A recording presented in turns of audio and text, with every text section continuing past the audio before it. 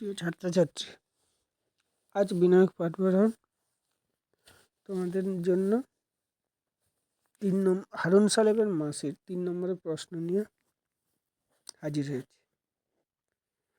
হারুন সাহেবের মাসি থেকে 5 যেমন পড়তে পারে, 5-এর ভাগ থাকতে পারে, তেমনিভাবে 3 নম্বরের জন্য কয়েকটা গুরুত্বপূর্ণ প্রশ্ন তোমরা করে দিতে পারো। তাতে তোমাদের পরীক্ষার সময়ে সুবিধাই হবে। এগুলো একটু মন দিয়ে পড়াশোনা করে যেও। এই লাইনগুলোকে উপর নির্ভর করে আশা করি পাওয়া যাবে প্রশ্ন। যদি নতুন হও চ্যানেলে, তাহলে অবশ্যই সাবস্ক্রাইব করবে, আর যদি পুরাতন হও অবশ্যই শেয়ার করবে বন্ধু বান্ধবদের। সময় নষ্ট করব না। এই মুহূর্তে 3 নম্বরের জন্য প্রথম প্রশ্ন।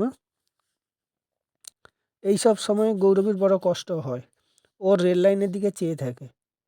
গৌরবীর বড় কষ্ট হয় কেন? তিনি কেন রেল লাইনের দিকে চেয়ে থাকতেন তা আলোচনা করো। পরের প্রশ্ন 3 নম্বরের জন্য। মনে করেছে কাঙালের আস্পর্ধা। কার আস্পর্ধার কথা বলা হয়েছে? আস্পর্ধা কোন বিষয়টিকে বলা হয়েছে তা আলোচনা করো। এটা একটা গুরুত্বপূর্ণ লাইন। এবার এই তো স্বর্গ, তার স্বর্গ আর হারানমার স্বর্গ কি এক হতে পারে? হাইফেন দ্বীপের কোশ্চেন। কোন অবস্থাকে স্বর্গ বলে মনে হয়েছিল গৌরবীর? স্বর্গ সম্পর্কে এই প্রশ্ন গৌরবীর মনে জাগ্রত হওয়ার কারণ কি? পরের প্রশ্ন। তখনই গৌরবী বুঝেছিল কি ভয়ানক প্রতিহিংসা নিবারণের। কখন গৌরবী বুঝতে পারে কথা? নিবারণের ভয়ানক প্রতিহিংসার স্বরূপ পাঠ্য অবলম্বনে আলোচনা করো। পরের প্রশ্ন।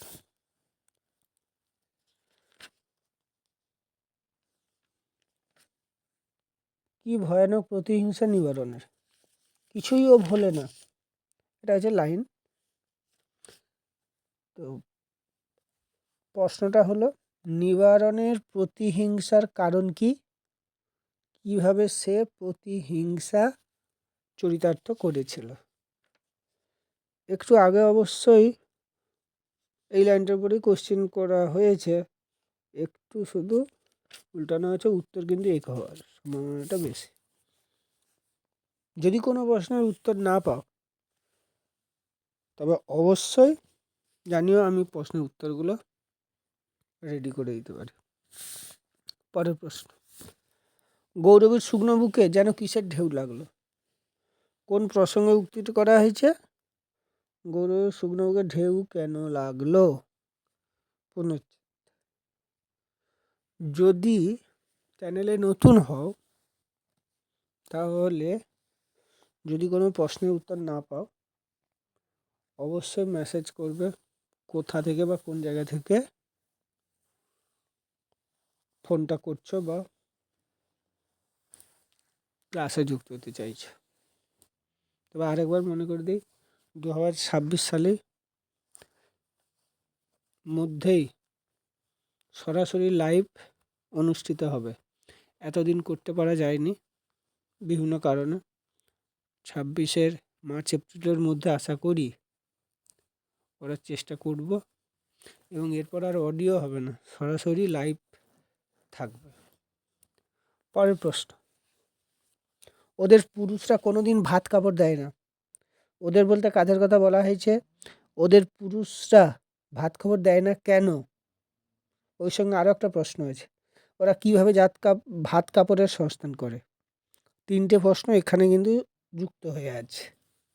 তাহলে এই নয় যে ওই 3টে প্রশ্নই 3 নম্বরের, না না, 3-2 ভাগ থাকতে পারে, তো সেই অনুযায়ী কয়েকটা 3 নম্বরের জন্য একটা সাজেস্ট করে লাইনগুলো বলা। বইয়ে কিন্তু সব বইয়ে কিন্তু তোমাদের 3 নম্বরের এটা নেই। ঠিক হচ্ছে। পরের প্রশ্ন। সেখানে একবার মিশে যেতে পারলে আর কোনো ভয় থাকে না। বক্তাকে সেখানে বলতে কোন জায়গার কথা বলা হয়েছে? সেখানে মিশে গেলে ভয় থাকে না কেন? পরের প্রশ্ন। শহরে গৌরবী আর হারার সমাজ অনেক বড়, সমুদ্রের মতন। হাইফেন দিয়ে প্রশ্ন। গৌরবী আর হারার সমাজের পরিচয় দাও। গৌরবী আর হারার সমাজের পরিচয় দাও।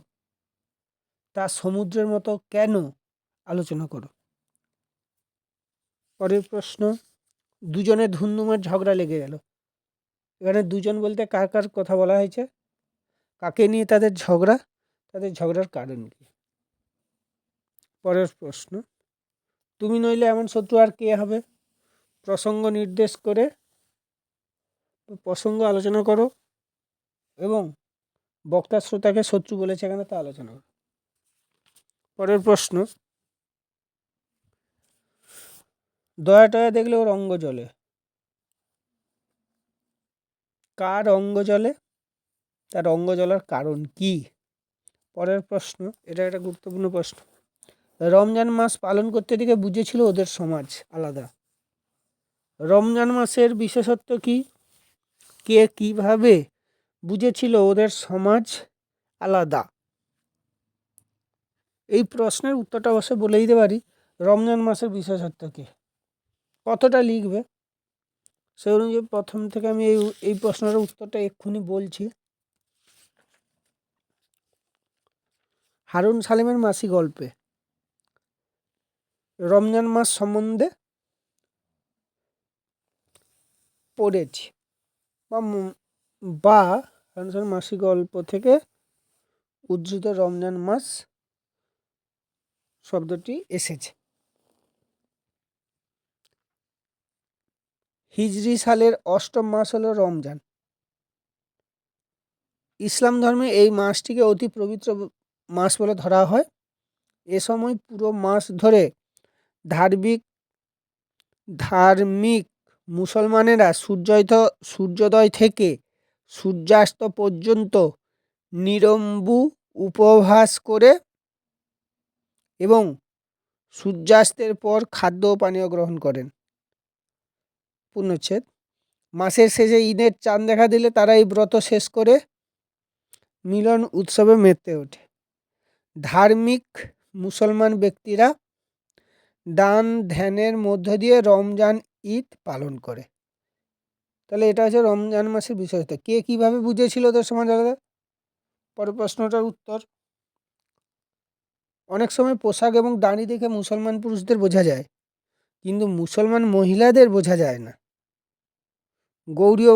গৌরবীও তাই। প্রথমে হারার মা আয়েছাকে মুসলমান বলে বুঝতে পারেনি। গৌরবী হারার মা আয়েশা বিবিকে রমজান মাসের উপবাস পালন করতে দেখে বুঝেছিল আয়েশা বিবি মুসলমান। পুরো প্রশ্নের উত্তরটা বলে দিলাম। পরের প্রশ্ন, বাড়ি ফিরে গৌরবী দেখলো উঠোনে হারা বসে আছে। গৌরবী কিভাবে বাড়ি ফিরে এসেছিল, হারার সঙ্গে গৌরবীর কি কথা হয়েছিল তা আলোচনা করো। পরের প্রশ্ন, গৌরবীর নিজেকে শুধু এঁটো পাতা বলেই মনে হতো গত বছর মনসা পুজোর ঘরটা যেন ফেলে দিলেই হয়। তার নিজেকে এরূপ অপ্রয়োজনীয় মনে হওয়ার কারণ কি। তার নিজেকে এরূপ অপ্রয়োজনীয় মনে হওয়ার কারণ কি। পরের প্রশ্ন, গালে হাত দিয়ে ভাবতে বসলো গৌরবী। কখন কি ভাবতে ছিল গৌরবী। পরের প্রশ্ন, দুই প্রাণী খেটে খুঁটে একটুখানি দাঁড় করিয়েছি, কি প্রসঙ্গে কথা বলা হয়েছে, তারা খেটে খুঁটে কি দাঁড় করিয়েছিল তা আলোচনা করো। পরের প্রশ্ন, বলো তো সেখানে রেখে আসি, কাকে রেখে আসার কথা বলা হয়েছে, কোথায় রেখে আসতে চায়। পরের প্রশ্ন, গৌরবীর বুকের ভিতরে কে যেন না না বলতে লাগলো। গৌরবীর এ ধরনের উপলব্ধির কারণ আলোচনা করো। পরের পয়েন্ট, ঈশ্বরের জিনিস তো শাক পাতায় দোষ নেই, হাইবেন শাক পাতায় দোষ নেই কেন আলোচনা করো। পরের প্রশ্ন, দুঃখী আরেক দুঃখীর মন বুঝে, কথাগুলির অর্থ সংক্ষেপে বুঝিয়ে বলো। যদি এই প্রশ্নটা না পাও অবশ্যই বলবে, আমি উত্তর করে দেবো হবে। পরের প্রশ্ন, শোনো আমরা শহরে যাব, সেখানে কেউ কারো কথা জানতে চায় না, হাইভেন দিয়ে এবার প্রশ্ন হবে, কে কেন শহরে যেতে চায়, কারণটি আলোচনা করো। আপাতত এই প্রশ্নগুলো একটু রেডি করে নাও। যদি কোনো প্রশ্নের উত্তর না পাও অবশ্যই জানাবে, তবে তার সঙ্গে নাম ও ঠিকানাটা জানাবে, মোবাইল নম্বর থাকবে।